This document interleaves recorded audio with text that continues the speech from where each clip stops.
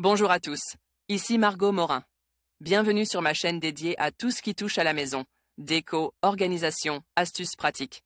Si vous aimez créer un espace qui vous ressemble et découvrir des conseils pour embellir votre intérieur, n'oubliez pas de vous abonner. Aujourd'hui, on va explorer ensemble un nouveau sujet pour transformer votre chez vous. Prêt? C'est parti! Bonjour à tous. Dans cette vidéo, je vais vous parler du calendrier de semis et de récolte au potager.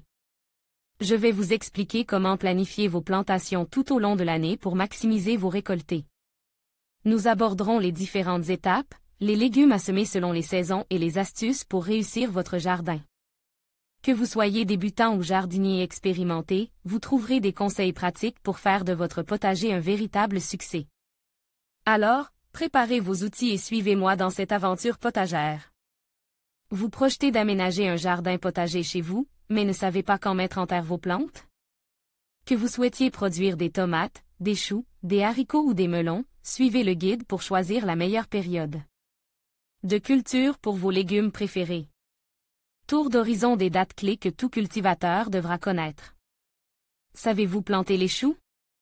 C'est une question opportune en cette saison de rentrée des classes où les cours de récréation vont de nouveau résonner au son des comptines enfantines.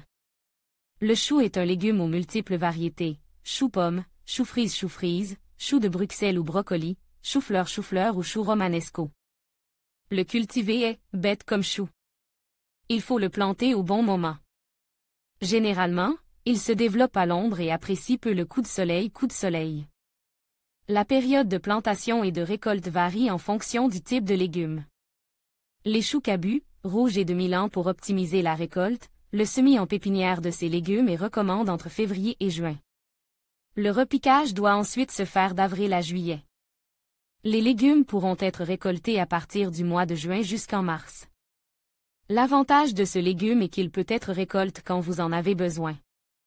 Les choux-fleurs, la période idéale pour le semis est le printemps jusqu'au début de l'été, plus précisément entre mars et juin. À la différence des autres choux, il prend plus de temps pour se développer. En effet, le chou-fleur ne peut être récolté qu'au 7e mois de plantation. En fonction de la date du semis, réalisez votre récolte entre l'été et l'automne, c'est-à-dire entre juillet et décembre.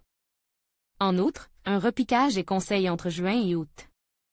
Le chou brocoli a les mêmes dates de semis et de repiquage. En revanche, la période de récolte se situe entre octobre et mai. Cueillir ces tomates de juillet à octobre. La tomate peut être plantée aussi bien en pleine terre qu'en pot. Assez délicat, ce fruit-légume se plante surtout à l'abri du soleil. Si elle est cultivée en intérieur, son semis peut se faire entre janvier et mars. Par contre, pour une plantation au jardin, il faudra attendre les mois de mars et d'avril. Un repiquage est recommandé en mai. Vous décidez du moment de récolte. Généralement, les fruits mûrissent entre juillet et octobre. Haricots verts et pois mange-tout ou pois gourmands. Spedona, Wikimedia Commons, GNU, CCBYSA 3.0 Cultiver les haricots en avril. Le semis des haricots s'effectue entre avril et juillet. C'est le cas des haricots nains à filet, à rame à filet et des haricots à écossais. La récolte peut se faire de juin à octobre en fonction du développement de la plante.